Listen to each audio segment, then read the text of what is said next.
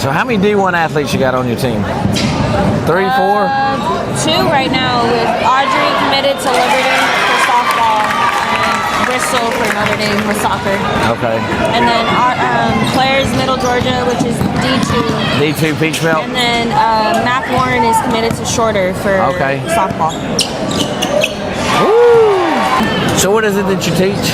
I'm actually in the SPED, so I'm department head for special education here. And then I co-teach in a science and U.S. history class. Okay. So it's a lot of paperwork, a lot of work, but there's a lot of reward in what I do. Yep.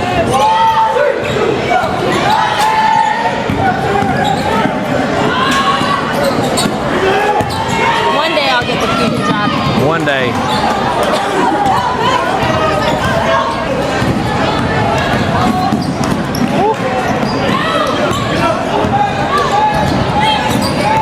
Hit it.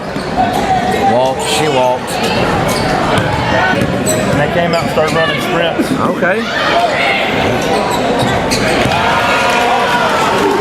You don't see that. You don't see that. No, you don't.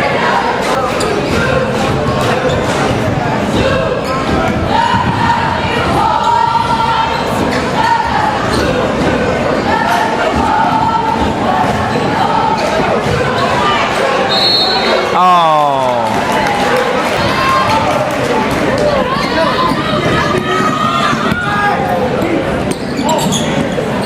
I'll tell you what, Chestatee.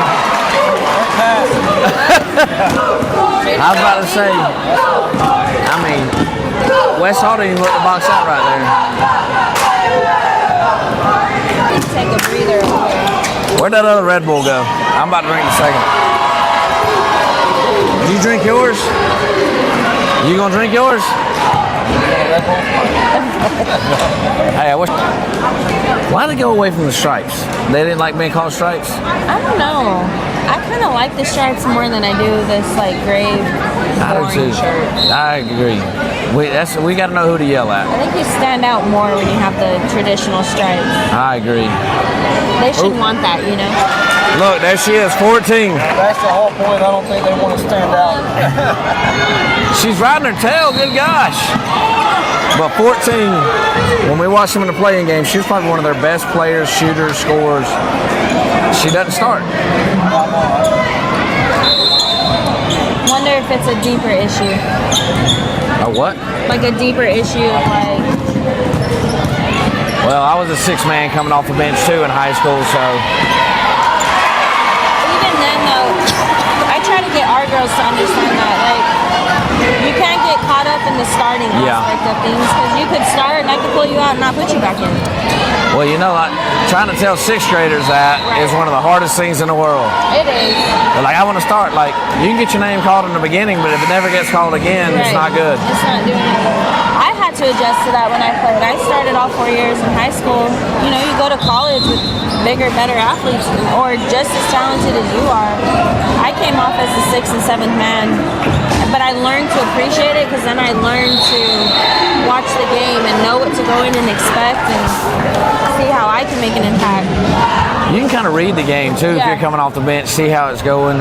It actually got to a point in college, my junior year, my coach was like, hey, you know, we want you in the starting rotation. And I actually declined it. I was like, I prefer coming off the bench. Like, I want to bring the energy off the bench and be a good teammate in that aspect. So absolutely. I learned to enjoy it, but it's a hard adjustment. Come on, you know you're doing that. I can't stand that. Yeah. You gotta go plant your foot on the baseline and let them run you over. What play would you call right here? Balls on the baseline. I like going a lot of box sets because it's simple but effective. So dive down, and then they're gonna look to curl the big girl. That's how Sutton beat us last year, was a box set. Oh, I remember. Yeah, we in our timeout, I said we're not switching. He's gonna use Caroline Bull as a decoy because they don't need a 3 to win it. They just need a 2. Don't switch. Don't go out on that. Oh, my one player switched and went out on that, and that's when Ali J got that open. Yep. That stung. You're still feeling it. It's nearly 365 days later. Yeah. professionally.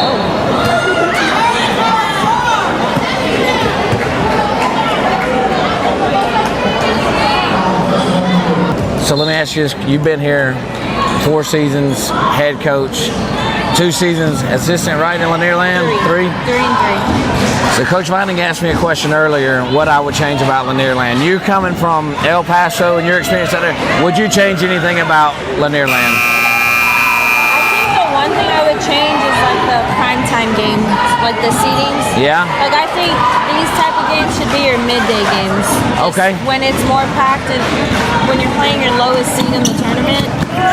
So 1 seed should be playing in the middle. I think like the 4 and 5 or the 3 and 4:30 games should be your top seeds, and Okay. both boys and girls.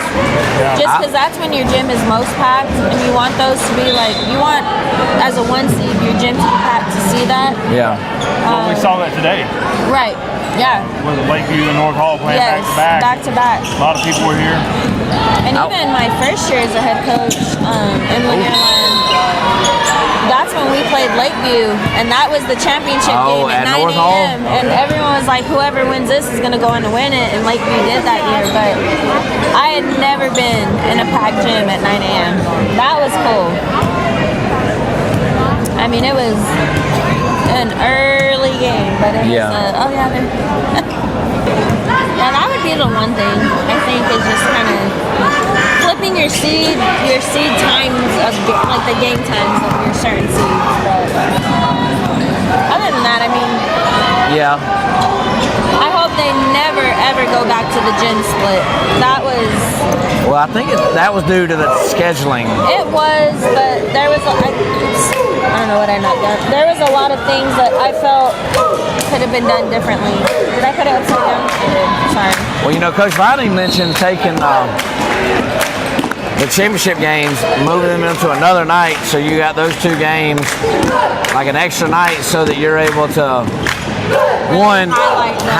highlight, but then you're getting a gym cleared out for, like, he talked about the parents that can't get in the games and whatnot. That would be cool. If you like this episode, please like, subscribe, and follow us on Instagram, Spotify, and YouTube, In the Stands Podcast.